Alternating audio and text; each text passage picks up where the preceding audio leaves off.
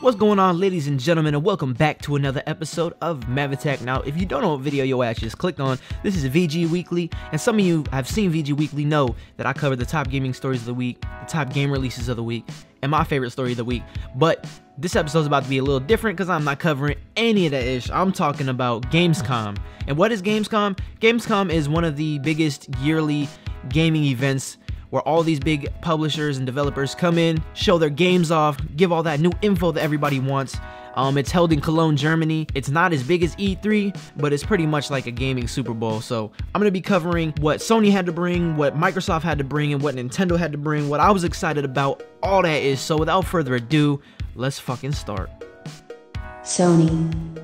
So right out the gate, we're going to start talking about Sony and the PlayStation 4 specifically, because I feel like the PlayStation 4 brought a little bit more to the table than everybody else. But Bloodborne gameplay was shown.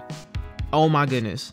Gruesome, dark, gritty, delicious, all that ish. I'm ready for Bloodborne. And if you don't know what games these are, I'm going to have a title of them on the screen and some gameplay going on in the background so you're not lost. Infamous Second Son DLC. This is called Infamous First Light. You get to play as Fetch, so you're a different character with the neon powers. You see her backstory, you see where she came from, you see what she ran into. It's going down as well.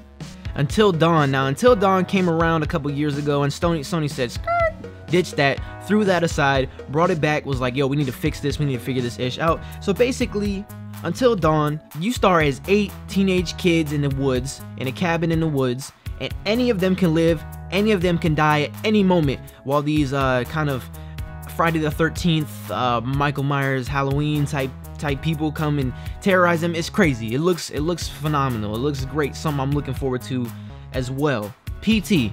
What is PT? It's a playable teaser. What's a playable teaser? Pay close attention to what's on your screen right now.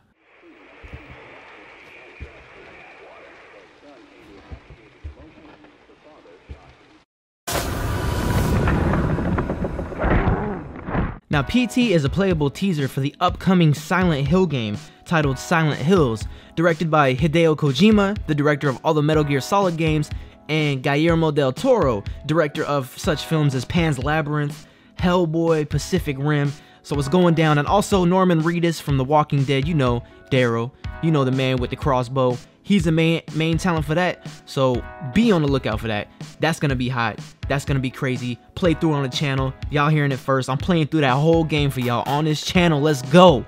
Alright, so now we're gonna go into indie games on the PlayStation 4 that got me kind of hyped up. Alright, so shown prior, shown on E3 and shown in the past, Rhyme, which got that Wind Waker feel to it. You're this little kid on this island running around, hype, nothing but hype. DayZ on the PlayStation 4. Thank the gods above. We're finally getting that experience on consoles, and I can't be more excited. Other indies, The Vanishing of Ethan Carter looks like a nice mystery game with some Soul Suspect aspects to it. If you don't know what Soul Suspect is, I did a review on my channel. Go check that out, obviously. Hellblade looks like a Heavenly Sword sequel, but not really. The main character for this trailer looks like Kai from Heavenly Sword, and if you don't remember Kai, she was that kind of the cute little sidekick that ran around with you, had a cannon. She was awesome. Snow, which is a free-to-play game coming for us. It's about winter games, snowboarding, skiing, all free roam though. You can hop off your snowboard, run around, go explore in the mountains, get lost. Awesome, very awesome. Finally, not an indie, but more of a system feature, Share Play, which means playing couch co-op online even if a friend doesn't have a game. So basically you stream your games and let your friends hop in the game and play with you. Doesn't matter if it's a co-op game that is enabled online or a couch co-op game, so something like Towerfall Ascension. That is a very awesome feature that is using the cloud, and that is implementing all of Gaikai technology that Sony owns. Moving on to Microsoft. Like I said before, Microsoft's press conference was awesome. I don't feel like they had as much as Sony, but they still brought that heat. They brought that fire. I'm hyped up, and I might get an Xbox in the future. Alright, so we got Quantum Break. Oh my dear lord. Quantum Break looks fantastic. I mean, that's close to a system seller. I'm gonna be honest with y'all. Quantum Break looks crazy right now. I mean, look at what's going on the screen. But we gonna move on. Halo 5 Guardians. Okay. Looks kind of wild, I'm not even gonna lie. I've never been a Halo person just because I've never been too into Microsoft. but that doesn't mean I dislike the games. I really like Halo. It's just I've never had the chance to move further into the experience of the Halo universe. Rise of the Tomb Raider. Now, a lot of controversy around this game, but basically it's the sequel to the Tomb Raider reboot that came out this past year and a half, 2 years, something like that. The PlayStation 4 and the Xbox One, we got a remastered version, a definitive edition with high-def graphics, and it looked beautiful, as well as PC. Let's not forget our PC folks. But this Rise of the Tomb Raider sequel, the controversy around it is because it was announced as Xbox exclusive, so Xbox One, Xbox 360 exclusive to those consoles. So that means PlayStation 4 and PlayStation 3 are not going to be receiving this. Now, this was when it was first announced. Since then, it has been called a quote-unquote timed exclusive, which I'm not too sure what's going on, but I know I was relatively frustrated, and I know a lot of people out there must have been frustrated that bought the game for the PS3 and the PS4 because they want to play the sequel. That's not fair. Come on. I mean, that's really not fair for these people that really enjoyed the games, are loyal, and have been loyal since the first Tomb Raider on PlayStation 1, and are now getting shafted because of some money-hungry corporate-ish. So I feel like Crystal Dynamics really took an L for this. Hopefully they can bounce back. The PlayStation 4 sales versus Xbox One were 2-to-1, so I don't understand where they see the money loss. But anyway, aside from that though, Rise of the Tomb Raider looks awesome.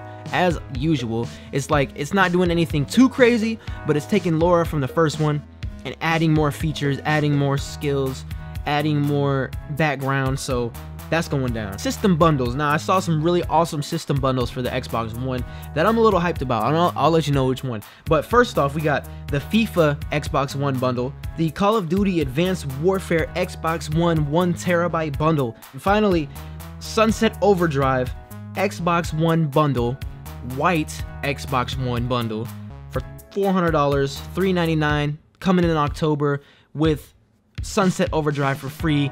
I'm gonna be honest, I'm really considering picking this up. I'm not even gonna lie to you, because Sunset Overdrive is on my top list. Sunset Overdrive, $400 October, might be copping that. Now indies, briefly, there were a couple indies that really caught my attention. Just want to talk about those really quick, but overall, this is what really sparked my interest about the Microsoft conference. Like I said, there wasn't as much as the Sony, but I still F with it just as much. So Super Hot. Super Hot is this game where you shoot at these enemies, but if you move, time moves. But if you stop, time is done. Time does not move. Awesome, awesome game. Hyped for that. That's looking awesome. And Ori and the Blind Forest. No comments. No comments. Just look at this art style. Look at these graphics. Let's go. Let's go. Microsoft, great conference. That was everything that caught my attention. But with all that being said, let's move on to Nintendo. Nintendo. Now, Nintendo at Gamescom this year had the same formula they did at the last E3, which was an online digital presentation and a sizzle reel of what's to come. And so Nintendo did bring out games to the booths at Gamescom, but they didn't have a big conference. But I did find some games that tried to sneak under the radar that they couldn't get away from me. I had to catch up to them. So my hype is on 100,000. 100,000. Like, I want all these consoles, man. I want all these systems, and I just want to play games. I love games. But Yoshi's Woolly World, it just reminds me too much of Yoshi's Story on the Nintendo 64. And I love games like this. I love fun games where you can get in with a friend and just play. The music is beautiful. Everything is just cute about the game. Man, Yoshi's that dude, man. The new Legend of Zelda, I am so hyped about that. And Hyrule Warriors, which isn't necessarily a Zelda game, it's more of a Dynasty Warriors game, but it's with Zelda characters. Yo, check that out if you don't know about that. That ish looks crazy. And then also, as far as the next Zelda goes, and rest in peace to this man, Robin Williams passed away not too long ago. There's a petition online. If you sign this petition, Nintendo is considering immortalizing Robin Williams in the upcoming Zelda game. Now, the reason this is important is because not only does it show that us gamers, we have such an impactful voice and we can come together and do amazing things, but Robin Williams, he named his daughter after Zelda. This would be such a great tribute to him, to have him in the game, to be able to go see him and have him there forever. That is beautiful. And that's why I love gamers, man, the way people come together like that. And the link to that petition is in the description, so please, I would encourage you to go sign that. The next Mario Party looks fun, looks chaotic, looks like how Mario Party should be. This one tried to sneak around and try to find its way out of the main loop, but Kirby and a Rainbow Star, yo, Let's go, Nintendo. Why you got me so hyped up about the Wii U though? Why don't y'all knock it off? That's pretty much where Nintendo's ends. Now, there wasn't, like I said, there wasn't too many details, but there were some things that got me a little hyped up. Thank you guys so much for watching. I know this video was lengthy, and if you stuck in with me, I appreciate you so much. But if you like this video, please be sure to do so. And if you want to inform all your gamer friends, why not share it? Copy the link, paste it on your social network. You ain't harming nobody. It's taking a second out of your day to support somebody coming up, and I would appreciate you. But I will see you guys on the next episode of MavAttack, motherfucker.